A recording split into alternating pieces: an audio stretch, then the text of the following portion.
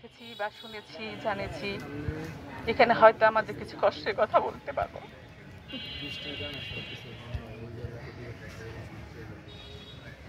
আমি জব করতাম, আমি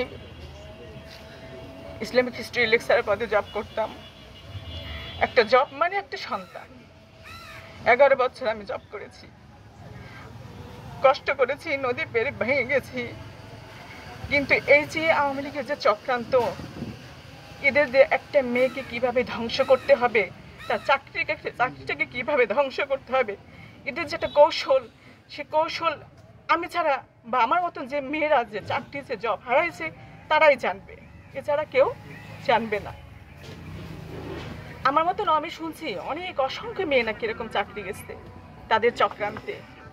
তারা সুযোগ সুবিধা দেবে, 3 দিন আসতে হবে না, আপনারা প্রক্সি দেন, প্রক্সি আপনার বেতন থেকে কিছু টাকা দেন, এভাবে অনেক সুযোগ সুবিধা দিয়েছে। আর আমরা তো বাঙালি, আমরা তো সুযোগ সুবিধা নিতেই যাব। প্রক্সি আমাদের সন্তানের দিকে তাকে, ছোট ছোট বাচ্চাদের দিকে তাকেই আমাদের সেই প্রক্সির টাকা দিয়ে সপ্তাহে 3 দিন আসতাম। এটা তাদের পরিকল্পনা, যেটা আমি ধরতে পারিনি। হ্যাঁ, যাই হোক, এভাবে একটা চক্রান্তে পড়ে তারা আমাকে এমনভাবে আটকালো, আমি সেখান থেকে চাকরি ছাড়তে বাধ্য হই 11 বছর পরে।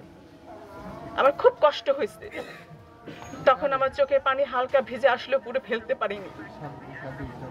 আজ কেন জানি মনে হচ্ছে যে আমি এখানেই হয়তো একটু ফেলতে পারবো, আমার কষ্টের কথা হয়তো এখানেই প্রকাশ করতে পারবো, যেটা হয়তো আমি কাউকে প্রকাশ করতে পারিনি। আমার বাবা বলছে আমার কথা, আমার বাবা আমাকে বলছে তুমি ওখানে গিয়ে কিছু কথা, তুমি যে অসুস্থ হয়ে পড়েছিলে তাদের মানসিক টেনশনে আমাকে এখানে অপমান করবে, ওখানে অপমান করবে, এখানে ফেলে অপমান করবে। হ্যাঁ, তুমি সেই কষ্টের কথা বলে আসো, 2 মিনিটের জন্য হলে বলে আসো। আমার এখন খুব শান্তি পেলাম যে আর আমার মতন আর কোনো মেয়ে হয়তো এরকম হবে না, এসে চোখে পানি ফেলবে না।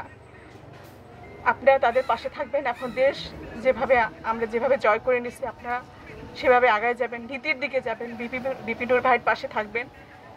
হ্যাঁ, তার নীতি ভীষণ ভীষণ ভালো।